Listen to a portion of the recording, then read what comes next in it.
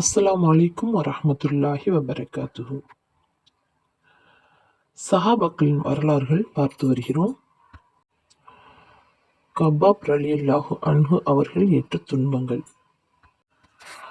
ஹஜ்ரத் கப்பாப் ரலியல்லாஹு அன்ஹு அவர்கள் கூறுகிறார்கள், ஒரு தடவை ரசூலுல்லாஹி ஸல்லல்லாஹு அலைஹி வஸல்லம் அவர்கள் வழக்கத்திற்கு மாறாக நீண்ட நேரம் தொழுது கொண்டிருந்தார்கள். அதனை கண்ட சஹாபாக்கள் அது பற்றிய விளக்கம் கேட்டபோது, இது ஆசையும் பயமும் கலந்த தொழுகையாகும். இதில் நான் அல்லாஹ் தாலாவிடம் 3 துஆக்கள் கேட்டேன். அவற்றில் 2 ஏற்றுக்கொள்ளப்பட்டன, 1 மறுக்கப்பட்டு விட்டது. அதாவது, என்னுடைய உம்மத்தினர் அனைவரும் பஞ்சத்தால் அழிக்கப்பட்டுவிடக் கூடாது என துஆ செய்தேன். அது ஏற்றுக்கொள்ளப்பட்டு விட்டது. 2வது, என் உம்மத்தினர் அனைவரையும் வேரோடு அழித்துவிடக்கூடிய எதிரியை அவர்கள் மீது சாட்டிவிடக் கூடாது என துஆ செய்தேன்.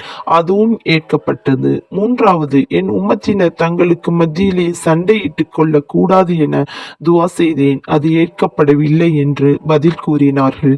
ஹஜ்ரத் கப்பாப் ரலியல்லாஹு அன்ஹு அவர்கள் தமது 37ஆம் வயதில் இறப்பெய்தினார்கள். கூஃபா நகரில் அடக்கப்பெற்ற சஹாபாக்கள் முதலாமவர் இவர்கள்தாம்.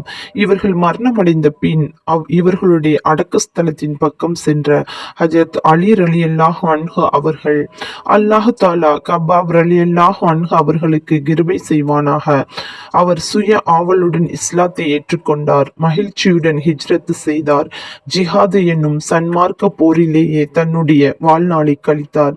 இதனால் ஏற்பட்ட ஏராளமான துன்பங்களை சகித்து கொண்டார்.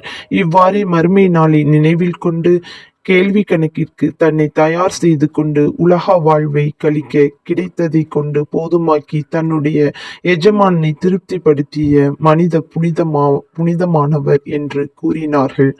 நூல் அசதுல் காஃபா. உண்மையில் எஜமானனை திருப்திப்படுத்தியவர்கள் அந்த சஹாபா பெருமக்கள்தான். அவர்களுடைய வாழ்க்கையில் ஒவ்வொரு செயலும் எஜமானை திருப்திப்படுத்துவதாகவே இருந்தது.